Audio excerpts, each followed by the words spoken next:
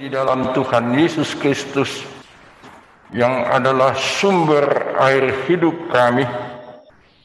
Di dalam rasa syukur kami atas kasih setia Tuhan kepada kami sebagai pribadi, keluarga, jemaat, bangsa Indonesia, bahkan seluruh umat manusia, kami memohon Tuhan berkenan menyapa dan menguatkan kami dengan firman-Mu, serta memberikan didikan maupun kecerdasan kepada kami. Kami datang dengan segala pergumulan kami, dengan segala permasalahan kami.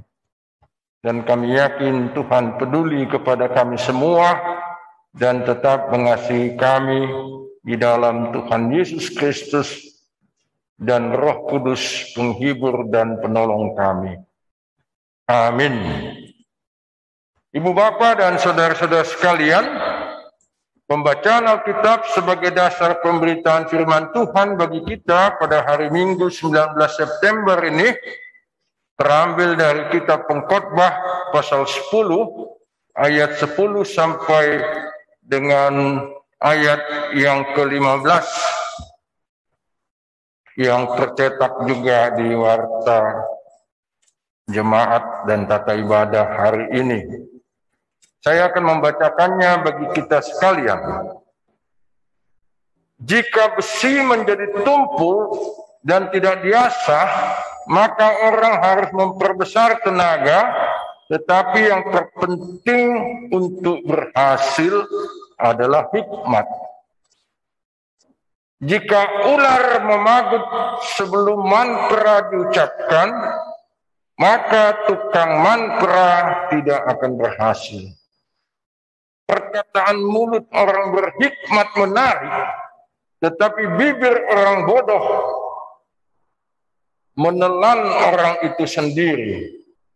Awal perkataan yang keluar dari mulutnya adalah kebodohan, dan akhir bicaranya adalah kebebalan yang mencelakakan. Orang yang bodoh banyak bicaranya, meskipun orang tidak tahu apa yang akan terjadi. Dan siapakah yang akan mengatakan kepadanya apa yang akan terjadi sesudah dia? Jerih payah orang bodoh melelahkan orang itu sendiri, karena ia tidak mengetahui jalan ke kota. Demikianlah pembacaan Alkitab bagi kita, bagian dari pasal dan nas yang berjudul akibat kebodohan. Ibu bapak dan saudara-saudara sekalian, baik yang ada di gedung gereja ini maupun yang ada di rumah, bahkan dimanapun Anda sedang berada hari ini dan masih sempat mengikuti ibadah ini, apakah ada di antara Anda yang suka menjadi orang bodoh? Atau mungkin yang merasa diri orang bodoh? Saya yakin tidak ada di antara kita yang suka disebut orang bodoh ataupun yang suka menjadi orang bodoh. Tapi pertanyaannya, apakah kita semua, bahkan seluruh bangsa Indonesia yang sudah lebih dari 76 tahun merdeka, adalah orang-orang yang cerdas?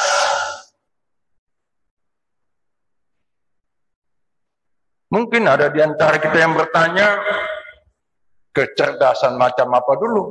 Sebab memang ada macam-macam kecerdasan. Kalau kita bertanya demikian, itu pertanyaan yang bagus.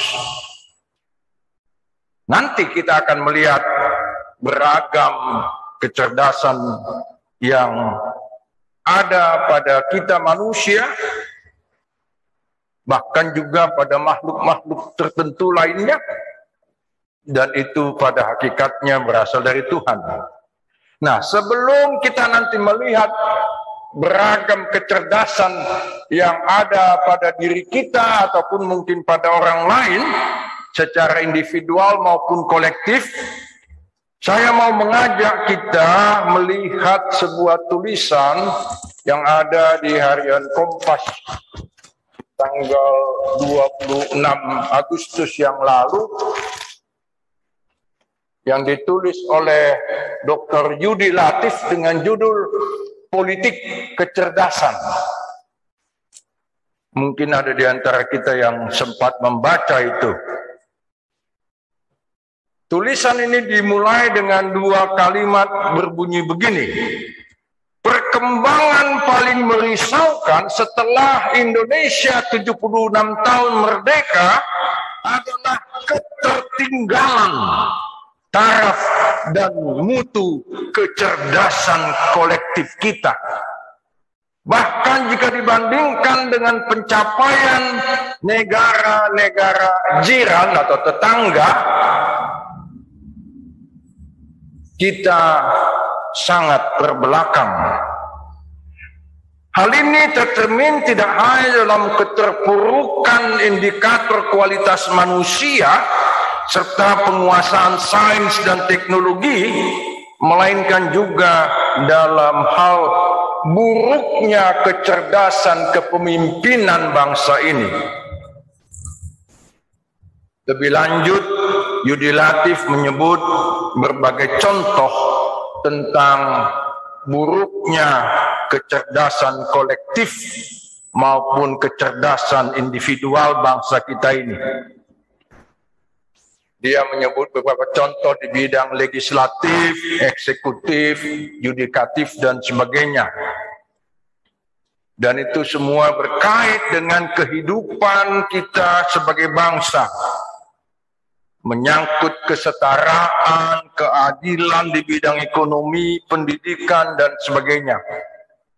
Yang akibatnya antara lain, bangsa kita tidak berhasil meningkatkan kapabilitas, kemampuan, dan kualitas kerja bangsa ini.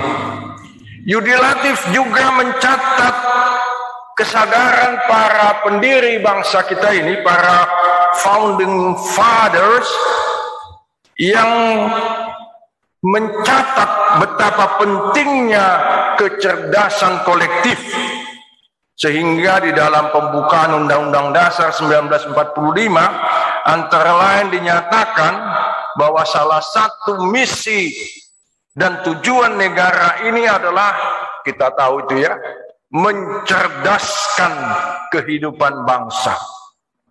Karena itu pula lah pada pasal 31 Undang-Undang Dasar 1945 dinyatakan setiap warga negara berhak mendapatkan pendidikan.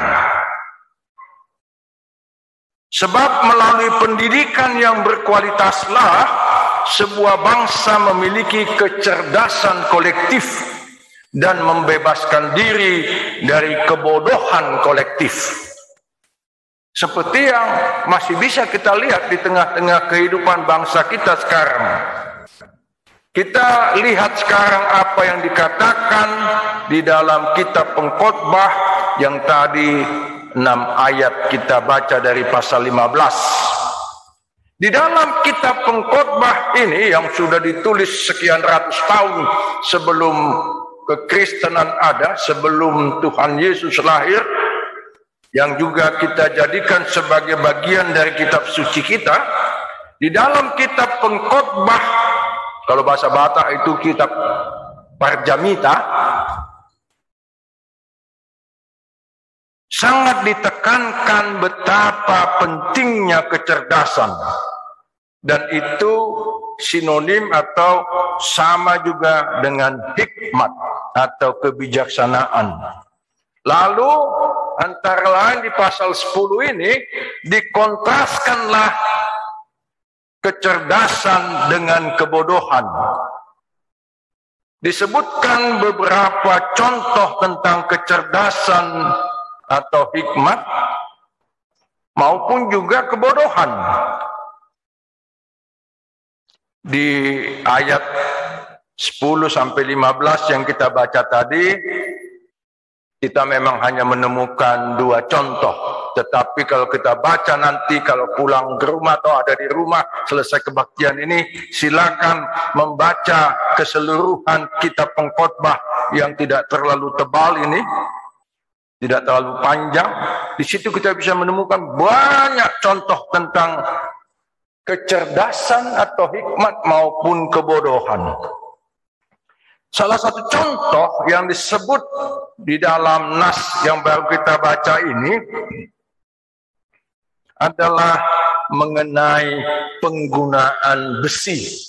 Sebenarnya secara lebih tajam atau jelas itu juga berarti kapak atau kampak. Kalau bahasa Bataknya itu take. Kalau kapak sudah tumpul tapi mau tetap digunakan, itu akibatnya apa? Memboroskan tenaga. Karena itu langkah yang bijak, langkah yang berhikmat atau yang cerdas adalah mengasah kampak ini. Saya kebetulan punya latar belakang bertani juga ya, waktu dengan opung saya dan sebagainya. Jadi saya mudah-mudahan sampai hari ini masih tahu cara menggunakan kapak. Dan kadang-kadang saya juga mengasahnya. Ini adalah sebuah ibarat bahwa kapak perlu diasah dan dipertajam. Ini senada dengan apa yang kita baca di dalam kitab Amsal pasal 27 ayat 17. Dan Amsal 27 ayat 17 ini mantan bishop kita Oluan Pasaribu sangat senang mengucapkannya dalam berbagai kesempatan.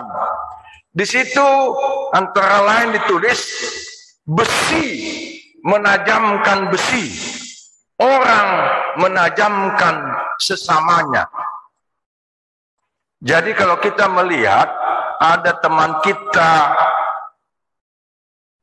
teman sekeluarga kah, teman sekelas kah, teman sebangsa kah, teman segereja kah, kalau ada yang kurang cerdas, maka tugas kita lah untuk mempertajam atau mencerdaskannya. Antara lain dengan memperjuangkan agar kualitas pendidikan di negara kita ini semakin baik, semakin meningkat. Nah, contoh lain lagi yang kita baca tadi dalam 6 ayat itu adalah menyangkut hal berkata-kata, berbicara, ngomong. Di situ dibedakan kata-kata orang yang cerdas atau yang berhikmat dengan kata-kata orang bodoh. Orang bodoh justru seringkali banyak omong, asbun, asal bunyi, ngomong kosong. Termasuklah berani meramalkan masa depan. Sedangkan orang-orang yang berhikmat, yang di sini disebut sebagai orang yang hikmatnya menarik, yang sinonim dengan membawa manfaat, justru orang ini tidak terlalu banyak bicara. Nah, di tengah kehidupan bangsa kita Indonesia ini, kita tahu banyak orang yang suka ngomong banyak. Orang-orang yang banyak omong kosong, termasuk melalui medsos, bahkan juga menyebar hoax yang menimbulkan permusuhan.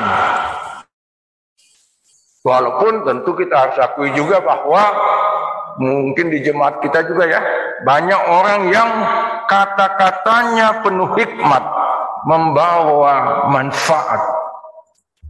Nah, kalau kita tadi membaca atau mengikuti pembacaan epistel Lukas 2 ayat 41 sampai 52, di situ dituturkan apa yang tadi kita baca di situ. Di situ diperlihatkan kecerdasan Tuhan Yesus. Dan itu sudah terlihat ketika dia masih berusia Berapa tahun tadi kita baca? 12 tahun. Pada ayat 48 dicatat, dan semua orang yang mendengar dia sangat heran atau kagum akan kecerdasannya. Di sini terlihat betapa Tuhan dan firman Tuhan sangat menghargai kecerdasan. Kita mungkin akan berkomentar dan berkata, ya pantas sajalah Tuhan Yesus itu cerdas, kan dia Tuhan. Tapi kita juga jangan lupa, dia adalah juga manusia. Allah yang menjelma menjadi manusia. Dia juga membutuhkan makanan minuman, bahkan juga membutuhkan pengetahuan dan pendidikan. Tidak banyak diceritakan di dalam Alkitab atau kitab-kitab Injil bagaimana Tuhan Yesus menjalani pendidikan tidak hanya di rumah, belajar bertukang juga, tapi juga di tempat-tempat pendidikan atau persekolahan pada masanya. Dari sekian banyak ajaran dan keteladanan yang diperlihatkan Tuhan Yesus, sangat nyata terlihat bahwa dia adalah orang yang tekun belajar sejak kecil. Dia dengan demikian memiliki berbagai kemampuan dan kecerdasan. Kecerdasan intelektual, kecerdasan spiritual, bahkan juga kecerdasan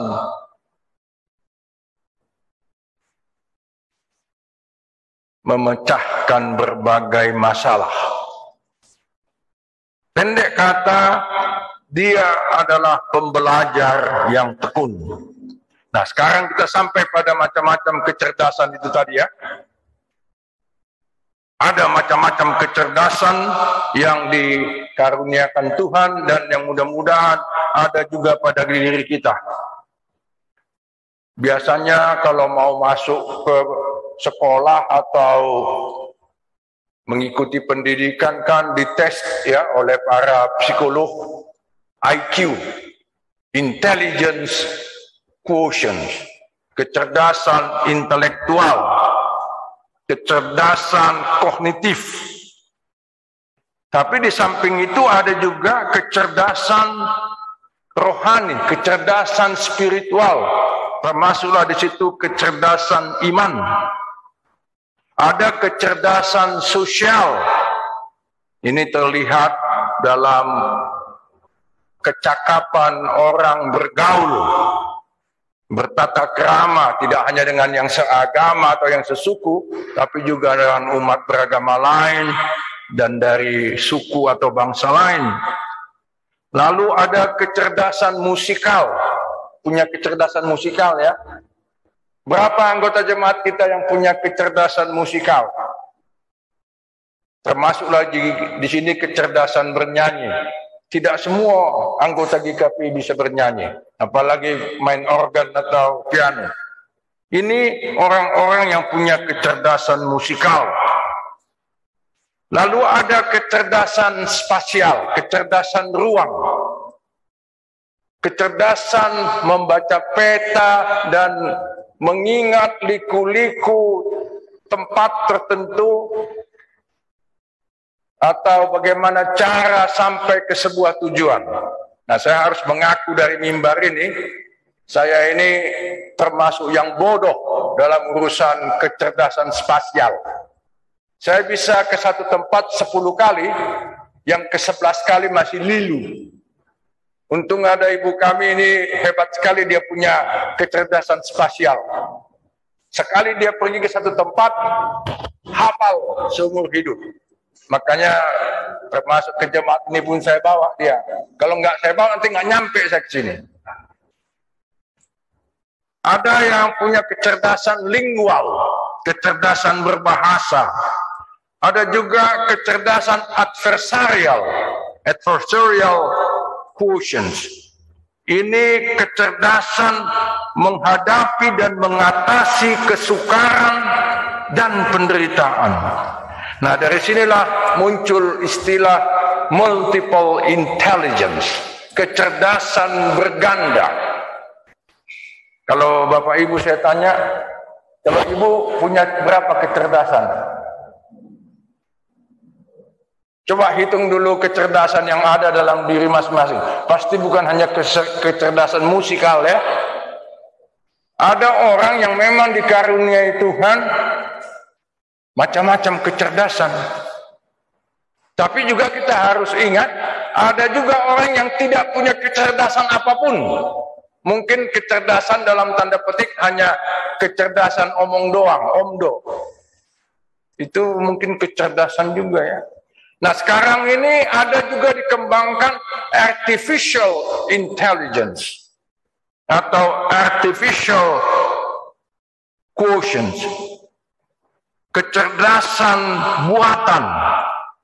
Makanya sekarang ini ada robot, ada macam-macam lah kecerdasan yang bisa diciptakan, yang banyak menolong kita, tapi juga bisa justru mencelakakan kita.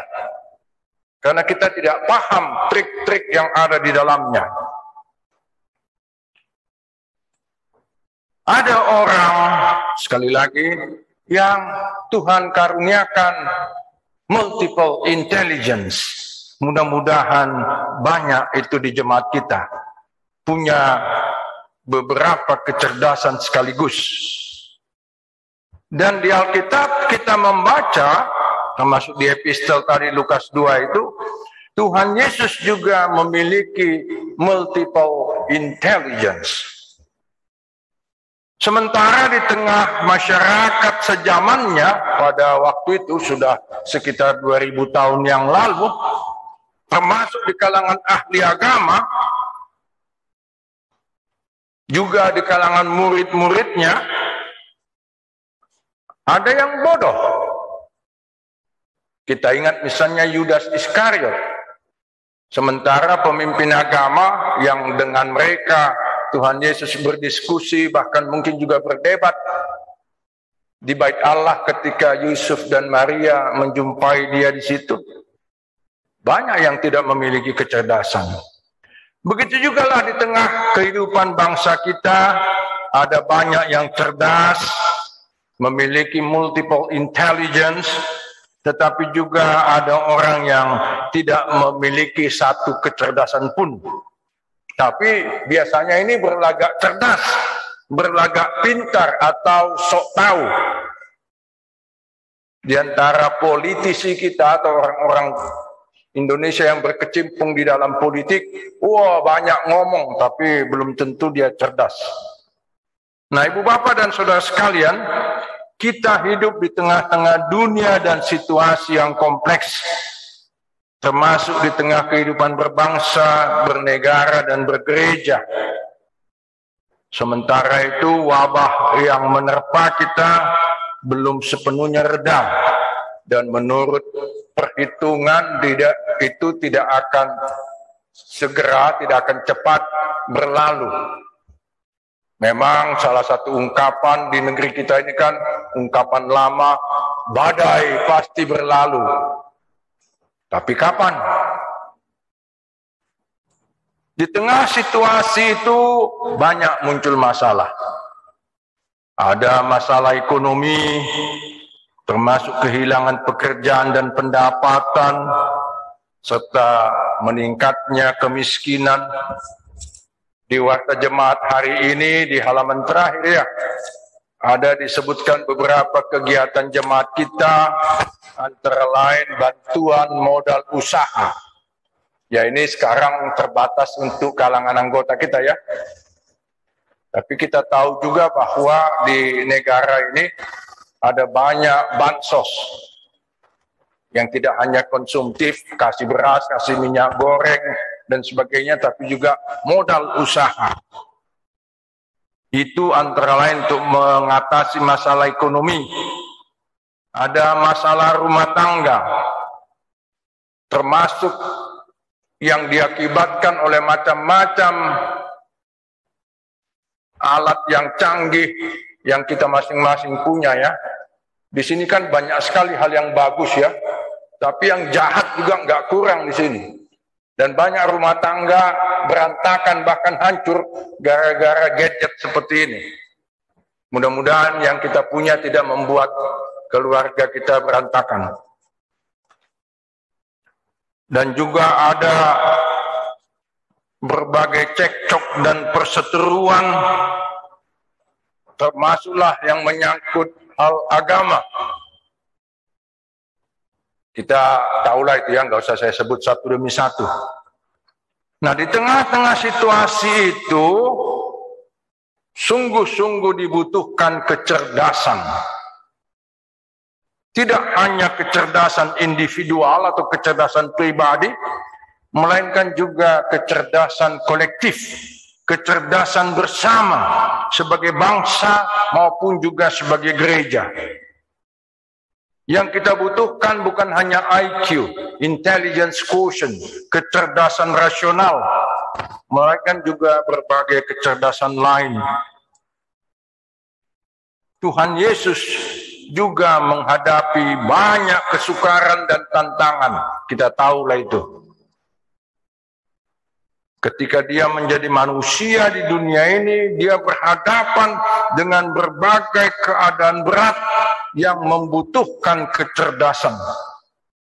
Ia telah meneladankan kecerdasan bagi kita, bahkan sejak masa remajanya. Kita terpanggil untuk meneladani kecerdasan Tuhan Yesus agar kualitas kehidupan kita sebagai keluarga, gereja, dan bangsa semakin meningkat. Dan kita dengan itu juga terpanggil untuk sama seperti besi menajamkan besi. Kalau kita memiliki kecerdasan, kita berbagi itu kepada kawan-kawan kita, sehingga peningkatan kecerdasan itu seperti dikatakan Yudi Latif tadi, tidak hanya dinikmati oleh individu tertentu, tapi dinikmati bersama. Ada banyak hal yang Tuhan berikan pada kita, yang kita nikmati dan syukuri, kita gunakan, tapi juga perlu kita bagikan. Tidak usah harus menjadi guru atau dosen profesional. Di tengah-tengah kehidupan kita sehari-hari, kita juga bisa berbagi kecerdasan. Tuhan mencerdaskan kita. Amin. Terima kasih Tuhan, sumber hikmat dan kecerdasan. Di tengah-tengah berbagai keadaan yang sedang menerpa kami sebagai individu atau pribadi, keluarga, jemaat, bahkan juga umat manusia, kami bersyukur bahwa Tuhan meneladankan berbagai kecerdasan kepada kami untuk menolong dan memampukan kami menghadapi, bahkan memecahkan dan mengatasi berbagai keadaan berat yang menimpa hidup kami. Biarlah kasih sayang-Mu, kemurahan-Mu, termasuk hikmat dan kecerdasan masih terus Tuhan alirkan dan teladankan serta didikkan kepada kami, bahkan kepada bangsa kami. Dalam kesempatan ini juga kami mau berdoa bagi upaya dan perjuangan bangsa kami, termasuk pemerintah kami, untuk mengatasi berbagai keadaan berat yang diakibatkan oleh wabah yang menerpa kehidupan ekonomi dan sebagainya di negeri kami ini. Tolonglah kami dan pemerintah kami ya Tuhan, dan biarlah Tuhan juga bertindak untuk mengingatkan banyak orang di negeri kami ini di tengah bangsa kami ini yang tujuannya hanya merusak, menimbulkan kebencian dan permusuhan. Ingatkan mereka bahwa itu tidak akan menolong siapapun. Kami mau berdoa bagi warga jemaat-Mu yang sakit, yang hari ini diwartakan juga di warta jemaat, bahkan mungkin masih ada lagi yang belum sempat kami sebut secara lisan namanya dalam doa kami ini. Oh Tuhan, kasih-Mu, kuasa-Mu kiranya tercurah juga atas mereka dan kami semua yang mengalami gangguan penyakit. Tuhanlah yang memberi yang terbaik, tetap merangkul kami dengan cinta kasih-Mu. Bagi saudara-saudara kami yang bertambah usia dan berulang tahun dalam 1 minggu ini, berilah kepada mereka juga kesehatan, panjang umur, dan juga peningkatan kecerdasan, supaya mereka bersama dengan kami boleh mengelola kehidupan ini dengan baik. Kami doakan juga gereja GKPI dalam segala program dan upayanya, baik pada arah sinode maupun di jemaat kami ini. Berbagai program yang diselenggarakan, termasuklah juga Institut Andarsutan yang pendeta kami di sini salah seorang pengurusnya. Tuhan berkatilah institut ini mendatangkan manfaat tidak hanya bagi GKPI, tapi juga bagi bangsa dan masyarakat kami. Kami serahkan seluruh kegiatan jemaat ini selama seminggu bahkan sekian minggu ke depan. Tuhanlah yang menuntun jemaat ini, seluruh warganya maupun pelayannya, sehingga kehadiran jemaat-Mu ini tidak hanya bermanfaat bagi anggotanya, tapi juga bagi masyarakat luas. Ada banyak permohonan kami Tuhan yang tidak dapat kami ungkapkan satu persatu secara lengkap. Tapi kami yakin sebelum kami mengutarakannya, Tuhan lebih dahulu mengetahuinya dan akan menjawabnya sesuai dengan cinta kasih-Mu dan waktu-Mu yang terbaik di dalam Tuhan Yesus Kristus. Amin.